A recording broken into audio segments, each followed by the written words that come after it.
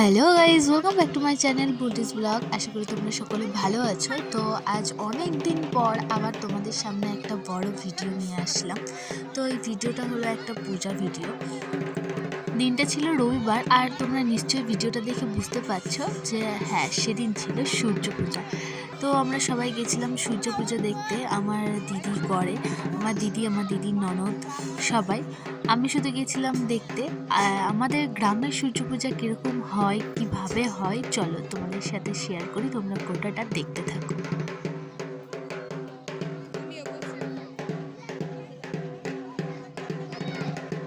তো ঠাকুরমশাই চলে এসেছে আর সবাই বসে গেছে, আর এখন পুজো শুরু হয়েও যাবে।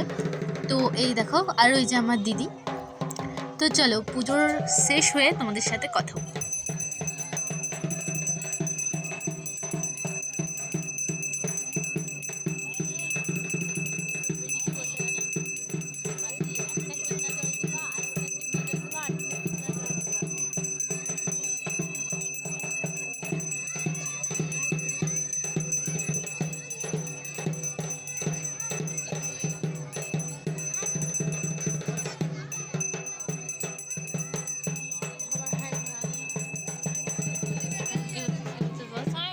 তো পুজো শেষের পথে, আর এখন হলো অঞ্জলি টাইম। তো সবাই অঞ্জলি দিয়ে দিবে, আর তারপরে দেখাচ্ছি অঞ্জলি দিয়ে আর কি কি নিয়ম হয় সূর্য পুজো।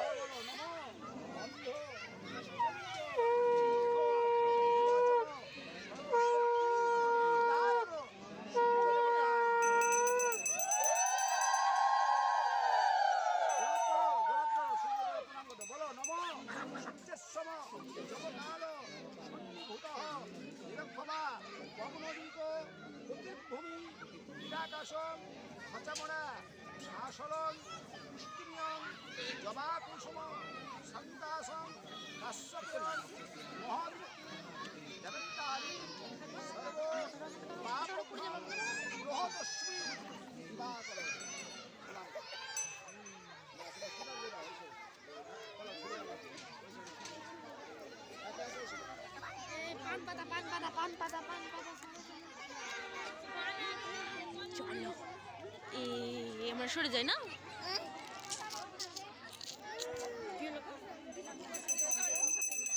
তো পুজো শেষ করে নেওয়ার পর যে সূর্য ঠাকুরের যে ঘরটা থাকে, মানে যে ঘরটা পাতে, সেই ঘরে এখন সবাই জল আর দুধ দেবে, মানে ঘর ঠান্ডা করবে। তারপরে পুজো শেষ।